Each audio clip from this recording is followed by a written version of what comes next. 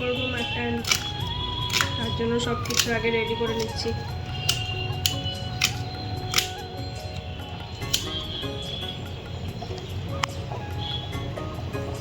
পেঁয়াজ কুচানো হয়ে গেছে, এবার রসুনগুলো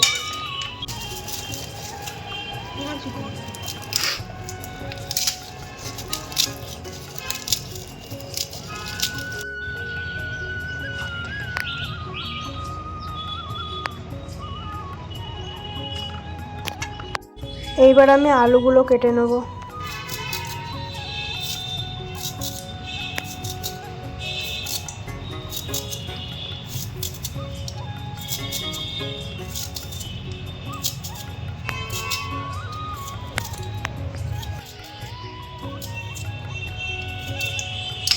খাসির মাংসের আলু একটু বড় বড়ই রাখতে হয়, এরকম সাইজের আলুগুলো করব। দেখো আমার আলু কাটাটা হয়ে গেছে।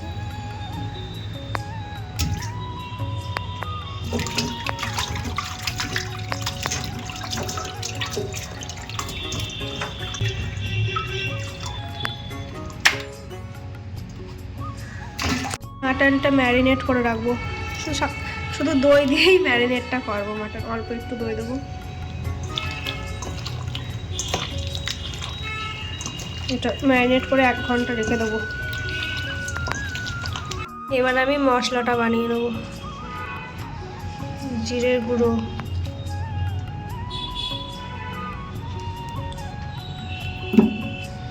ধনে গুঁড়ো,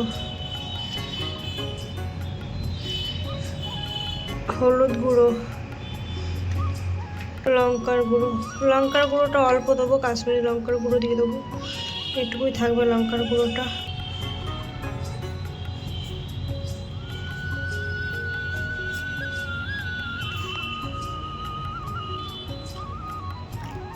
এবার আলুটা ভেজে নেবো। আলুটা ভাজার আগে একটু তেলে লবণ দিয়ে দেবো, তাহলে আলুটা ভাজার সময় ছিটবে না।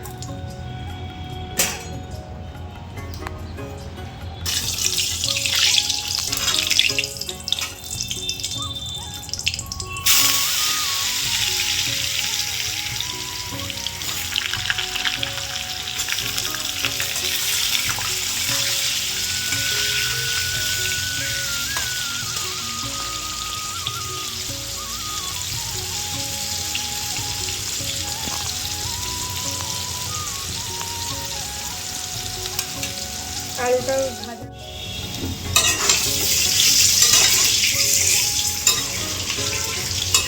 আলু লাল লাল করে ভাজা হয়ে গেছে, তুলে নেবো।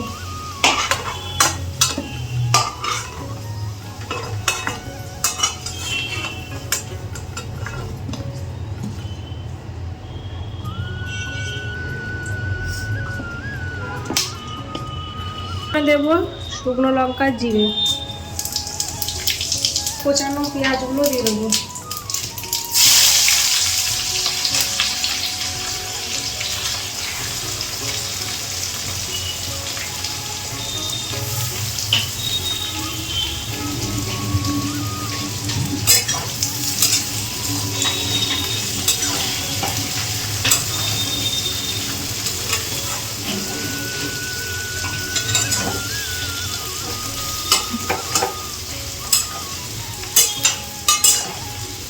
পেঁয়াজটা লাল লাল করে ভেজে নেব।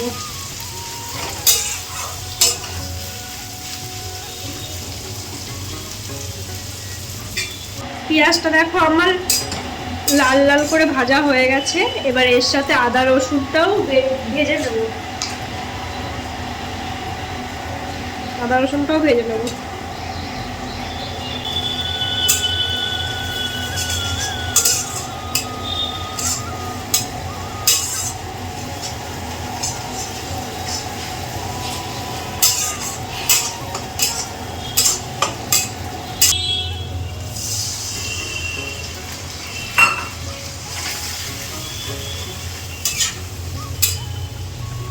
মাংসটা ভালো কালার আসার জন্য কাশ্মীরি লঙ্কার গুঁড়ো দিয়ে দিলাম।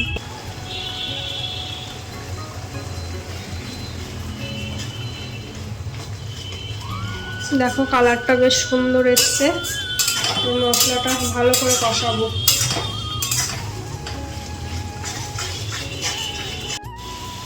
দেখো মশলার পাশ থেকে তেল ছেড়ে দিয়েছে, এবার একটু লাড়া দিয়ে ম্যারিনেট করা মাংসটা দিয়ে দেবো।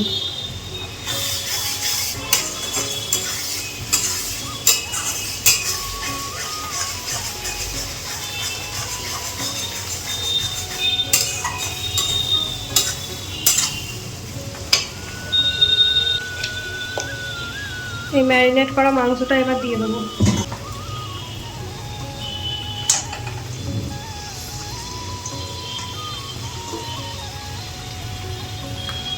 টক দই দিয়ে ম্যারিনেট করে রেখেছিলাম, এবার এই দইটুকু দিয়ে দেবো। এইটা দিয়ে আমার কষানো হয়ে যাবে। হালকা একটু গরম জল দেবো।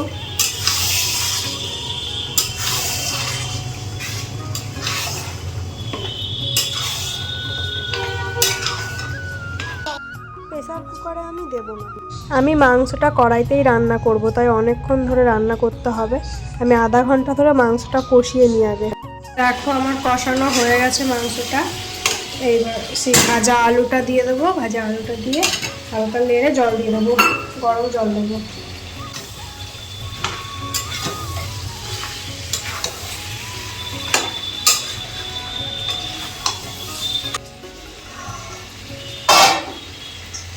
গরম জল দিয়ে দেবো।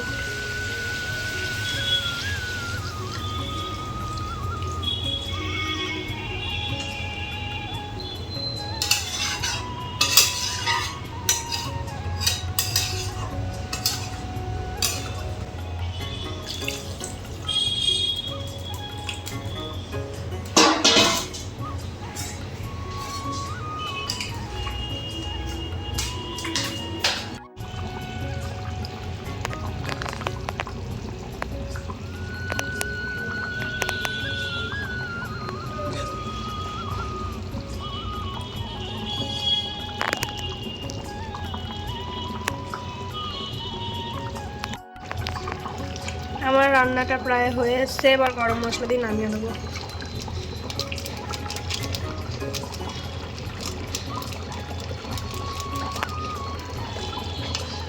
গরম মশলা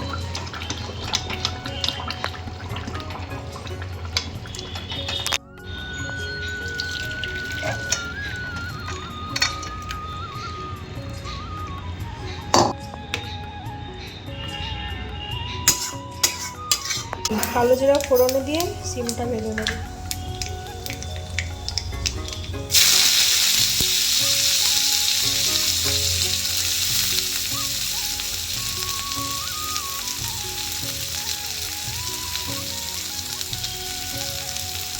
হালকা লবণ,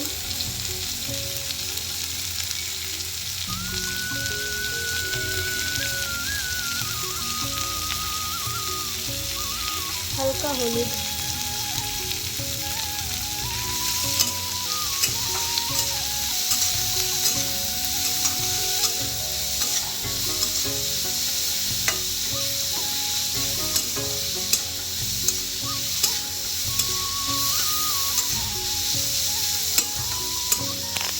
আমার শিম ভাজাটাও হয়ে গেছে। দেখো তোমরা, আজকের মেনুতে আছে শিম ভাজা আর লাল লাল ঝাল ঝাল খাসির মাংস। আর তোমাদের আজকে কি দিয়ে লাঞ্চ হলো সেটা অবশ্যই কমেন্টে জানাবে। টাটা।